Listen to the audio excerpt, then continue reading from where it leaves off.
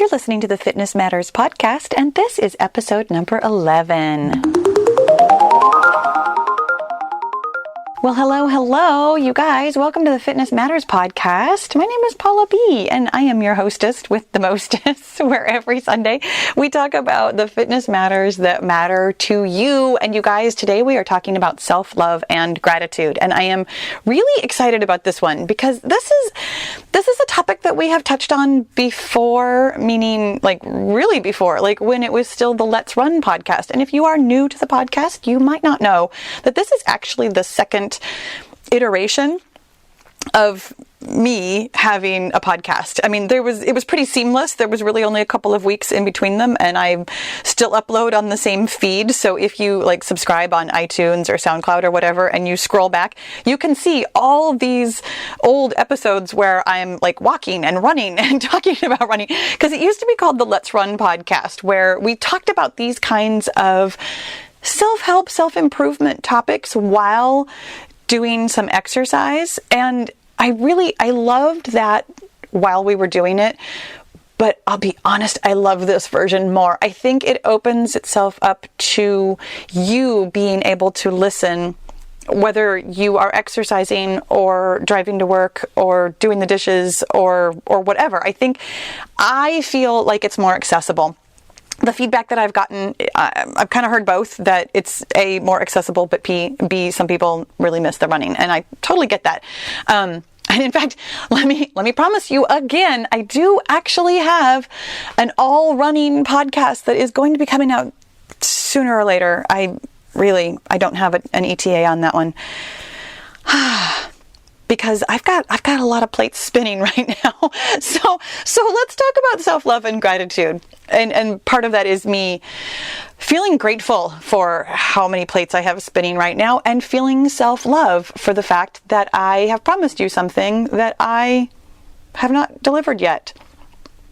And that's actually kind of a good segue into how we're going to talk about self-love and gratitude. Actually, no, let me finish the thought that I was starting on. Hey, welcome to the podcast. This is me losing my train of thought like I do. So the reason I even brought up the Let's Run podcast is because we have talked about both of these topics a couple of different times. We have talked about changing negative self-talk. We have talked about self-love. We've talked about gratitude. And in the show notes, I will link all of those. Do not feel like you have to go for a walk or a run while you're listening to them. They are still just podcasts. I mean, at some point in the podcast, I will have some heavy breathing.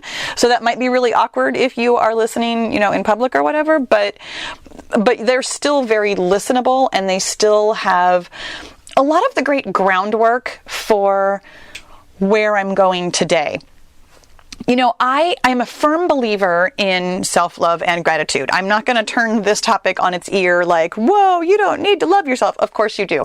And whoa, you don't really need to be grateful. Yeah, actually you do. Having self-love and gratitude is pretty much the cornerstone of self-improvement and self-help and being fully actualized in yourself. I truly believe that we don't fully love other people until we can fully love ourselves. And that is a really hard thing to say when you and I both know that, man, sometimes it's hard to love yourself. It's really hard to speak nicely to yourself. It's hard to feel grateful for things. But I do want to turn it a little bit on its side, the topic of self-love and gratitude, because here's something that I see a lot. I have quite a few friends on Facebook who do like the however many days of gratitude or thankfulness in November, leading up to Thanksgiving, which I love. I have a couple of friends who have done like 100 days of gratitude or 100 days of happy thoughts, or there's different iterations of it. I have a friend who posts literally every single day and has for like a really long time 3 things that she's grateful for. And I love it because it's really interesting to read, actually. But here's what I've noticed about those kinds of gratitude lists. And I'm lumping both self-love and gratitude in our topic today because they are pretty intrinsically related in the sense of feeling grateful for things comes from self-love. I mean, I really feel like self-love is the seed. It is the nugget. It is the deepest thing from which everything else we do flows. I think that self-love is the beginning of creativity. I think it's the beginning of love for other people. I think it's the beginning of gratitude. I think it's the beginning of pretty much everything that we do in the world, which makes it pretty clear why, when we have struggles with loving ourselves, why it can be difficult to do other things. It can be difficult to make our way through the world. But I've noticed that when people talk about, loving yourself or being grateful, the offer or the suggestions that they offer are things like, think of 3 things that you like about yourself and go tell yourself those things in the mirror, or think about 3 things that you are happy about and write them out in your gratitude list. And while I don't disagree with that as a practice, I will tell you that for me personally, I have on numerous occasions, oh my gosh, how long ago did I first start hearing about gratitude lists? I'm going to say this was Oprah back in the 1990s who first started, maybe not, I doubt that she was the first person who ever talked about gratitude lists, but she was the first place that I had ever heard about cultivating an attitude of gratitude. She was the first person that I heard talking about making a gratitude list. So we're talking, for me personally, 20 plus years that I have been working on this gratefulness practice.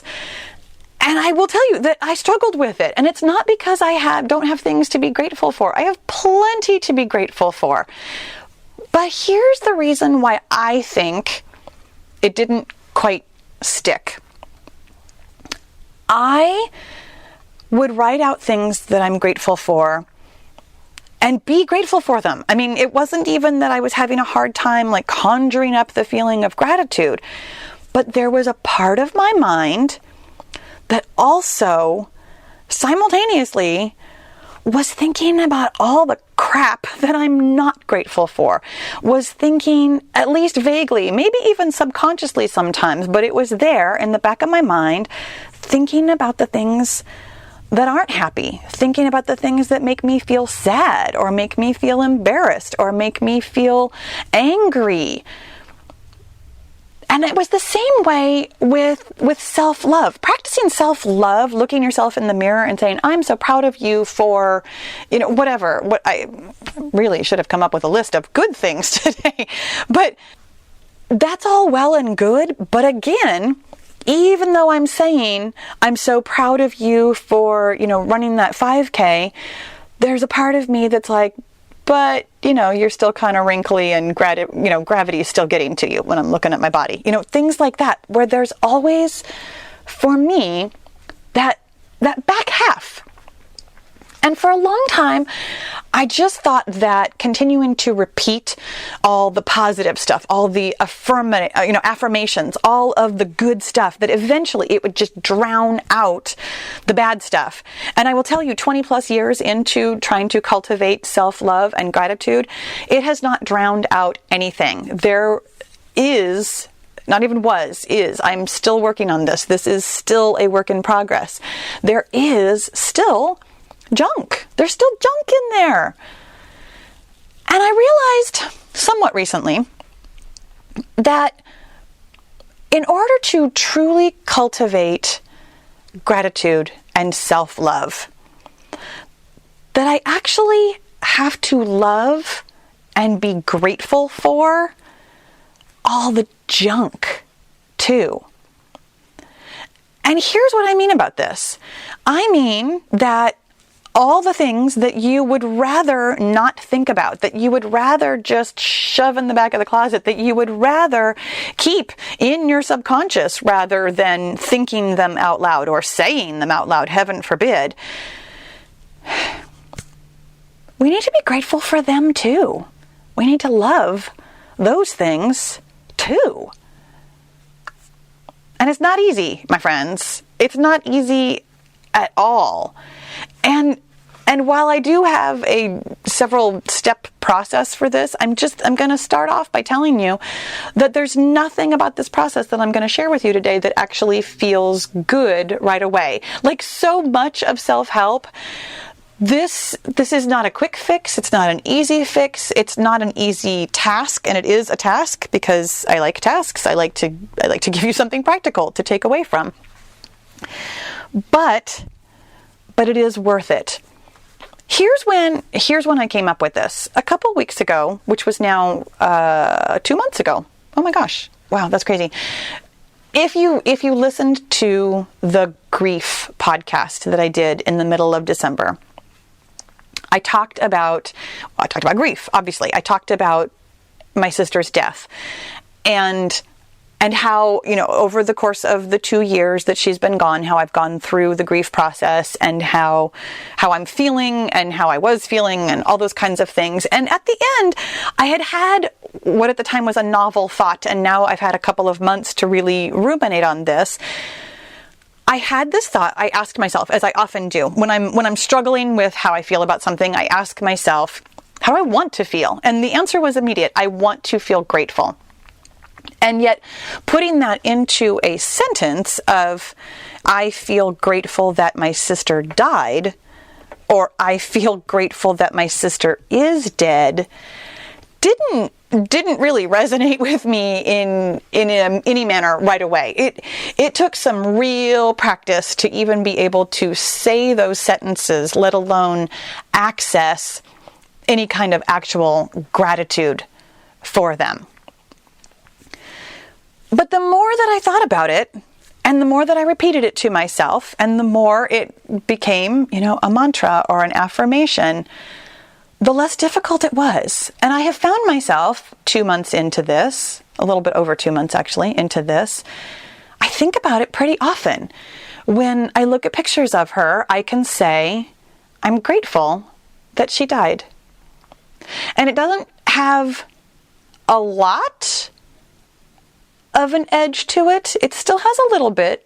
It's still not 100%. It's still a weird thing to say in a lot of ways. And I understand that, if you did not listen to that entire podcast, this might have kind of come out of left field and sound like a very bizarre thing to say.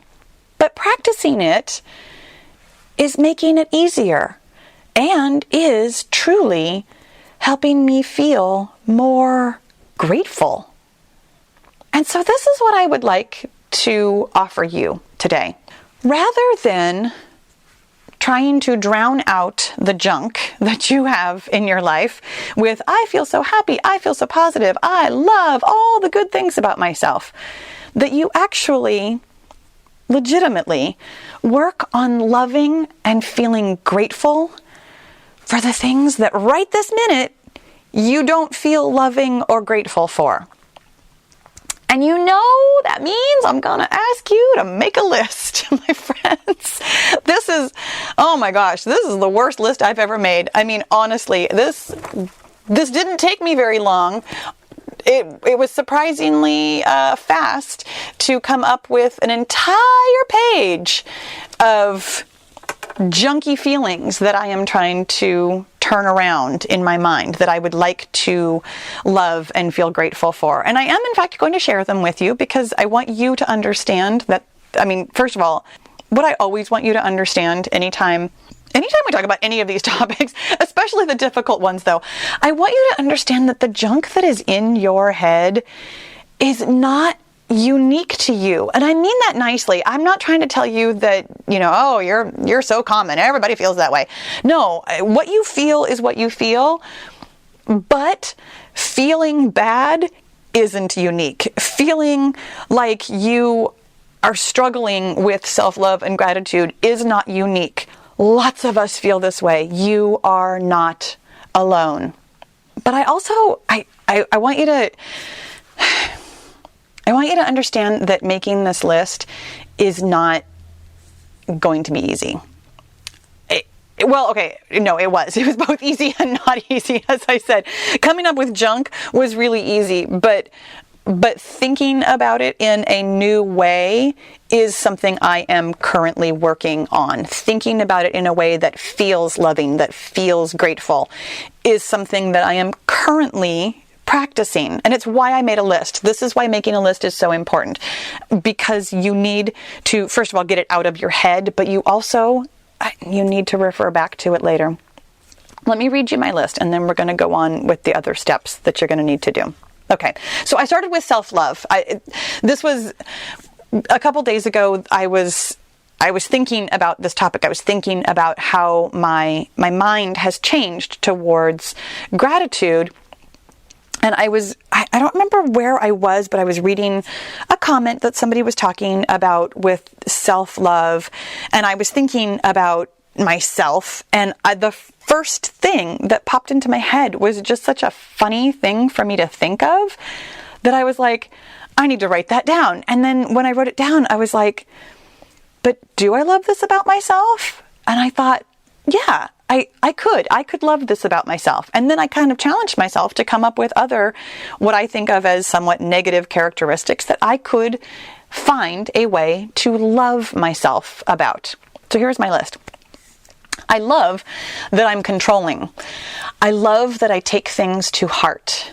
I love that I procrastinate. Yes, there it is again, my friends. If you were listening just recently, Facts versus Opinions, I love that I procrastinate. I love that I overthink things. I love that I'm impatient. I love that I'm bossy. You're noticing a theme here. I love that I talk over people. I love that I work too much. I love that I don't clean my house. I love that I don't drink enough water. I love that I put off answering emails. I love that I'm selfish. I love that I ask other people to do easy things instead of doing them myself. I love that I gained weight. I love that I keep thinking about negative comments that people have left. I love that I have a long to-do list. I love that I might fail.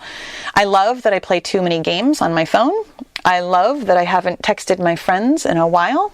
I love that I talk without thinking. I love that I'm abrupt.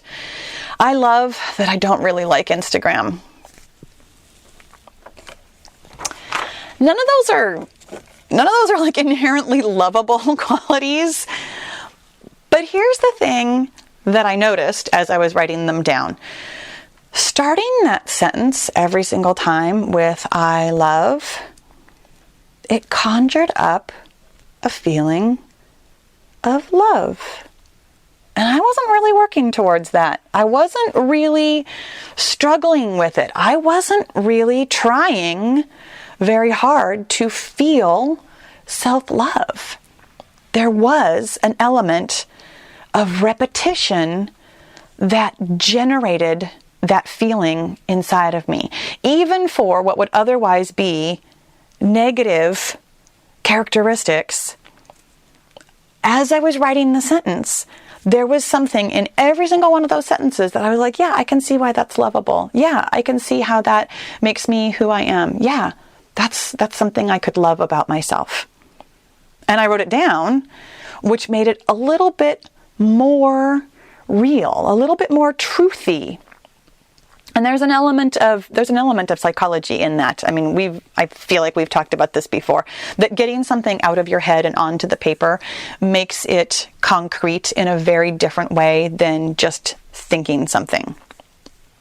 And so being so buoyed by this self-love, I translated this into the bigger picture of things that I am grateful for also, because gratitude isn't necessarily something that you feel towards yourself. Gratitude tends to be more about other people or situations or things that feel slightly more out of your control. And this list, again, really easy to make, but difficult to make. Easy because there was plenty of situations that I am working on feeling grateful for, but difficult because it brought them all up. The number one thing, of course, I'm grateful that Vicky died.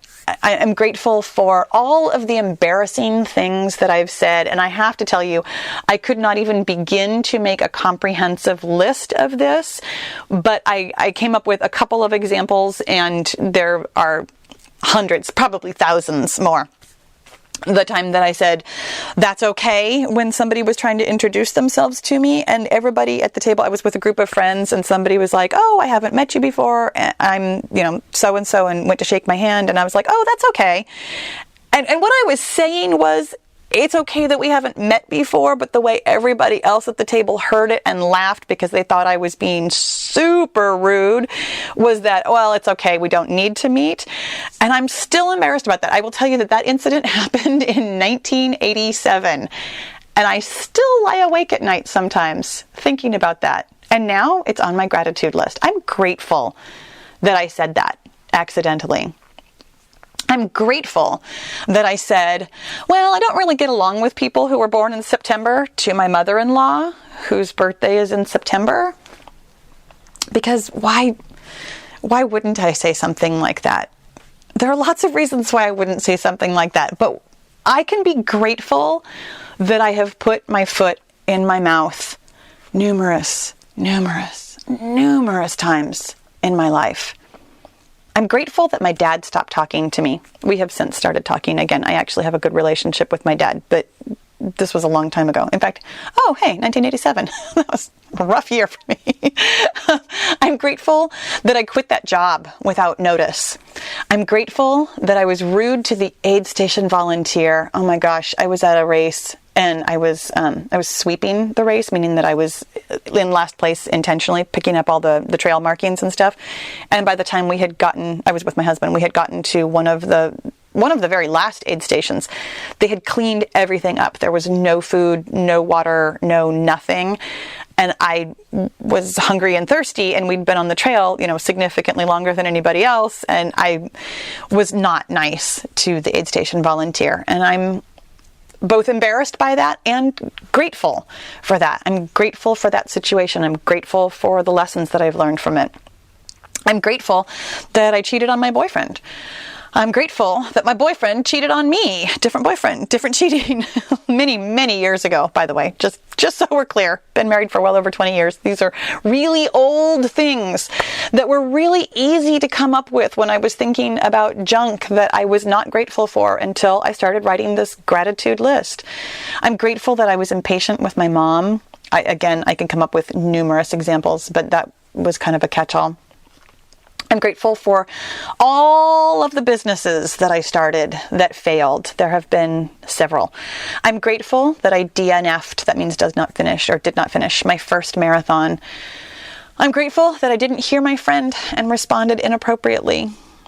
Again, something that I've done numerous times. I don't hear very well out of my right ear anymore. And if you're standing on that side of me, sometimes I say things, I respond inappropriately because I'm apparently too embarrassed to tell you that I didn't hear something.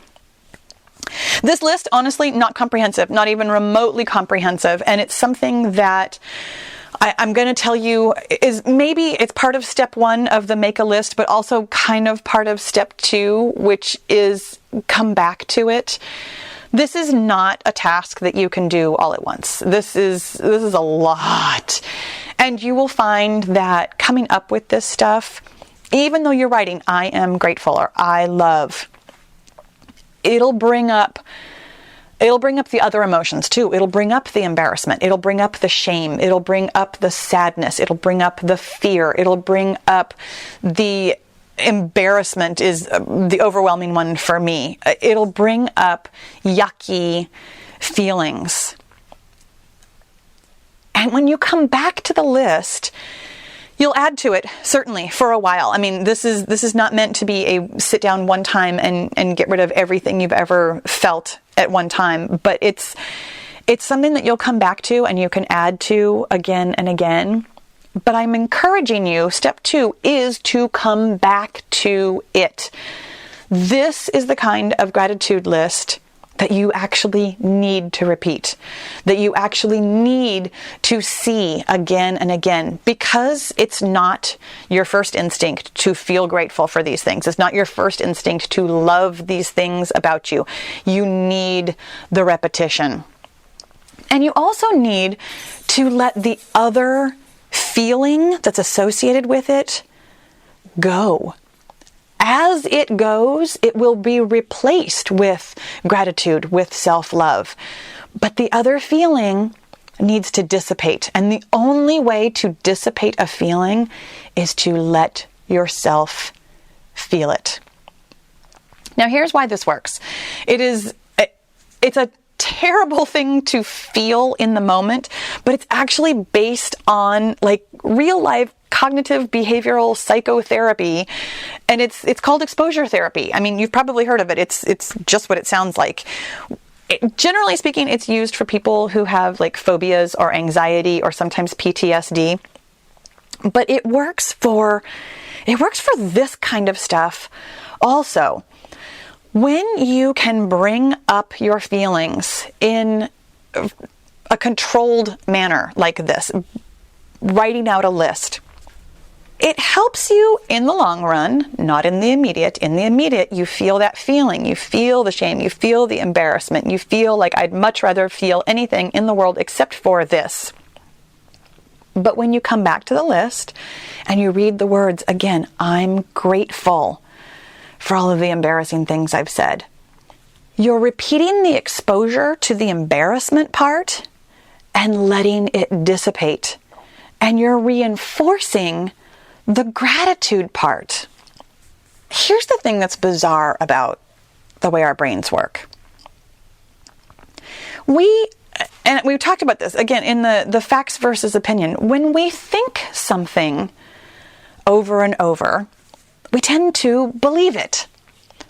And yet, when we are repeatedly exposed to a different way of thinking about something, over time, we can change the way we think. And it's not even something that somebody else necessarily has to do for you. I mean, sometimes when we're changing opinion, it's because, we're married to somebody who loves a team that, you hear him rooting for them thousands and thousands of times. You're going to become a fan yourself. But this is the kind of thing that you can actually do for yourself. You can change your own mind. This is not an easy project. I mean, it's just the 2 steps long. Make a list, come back to the list. But there's so much more to both of those steps that I'm going to leave it at just those 2 steps for right now, because there's so much to be done in those 2 steps. Letting yourself feel the feelings and letting them dissipate and consciously creating a new feeling of gratitude and love in their place is some of the best work that you will ever do, truly. I find it to be more fruitful than simply repeating positive things, simply repeating happy things, simply going over the good things in my life. And that's not to say that I don't do those things also. I mean, this is not meant to replace your gratitude list. It's not meant to replace the positive self-talk, but it is meant to be in addition to. It's meant for those of us who have been struggling with the traditional gratitude list because there was plenty of other things that we didn't think we felt gratitude for. And I'll tell you again, this is something I'm currently working on. This is not something that I have successfully turned all of these thoughts around. I mean, you could hear it in my voice. There are some of these things that are still very charged with negative emotion. I'm going to come back to this list. I am a work in progress about this self-love and gratitude. But while I'm working on it, my friends, I want you to work on it too. I want you to be along on this ride with me. And I mean, if you'd like to, I would love for you to share. When I make these lists and share them with you, I do that to illustrate to you how embarrassing some of my stuff is so that you don't feel so embarrassed. But I understand that some of the stuff you're going to come up with is really embarrassing. You don't have to share like your worst moments, but if you feel like sharing some things that maybe even thinking about it in a new way helps you think about it in a new way, helps you feel a new way, feel better, I would love for you to share. I so appreciate when you share your stories. It's just nice for us all to be able to connect.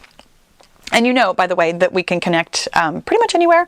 I'm on social, you know that. I'm on YouTube, I'm on Instagram, I'm especially on Facebook. Again, when you open up the show notes for the links to all of the different episodes that we talked about today, you can find links for all the places that we can be friends. And my friend, thank you. Thank you so much for listening. I'll talk to you next week.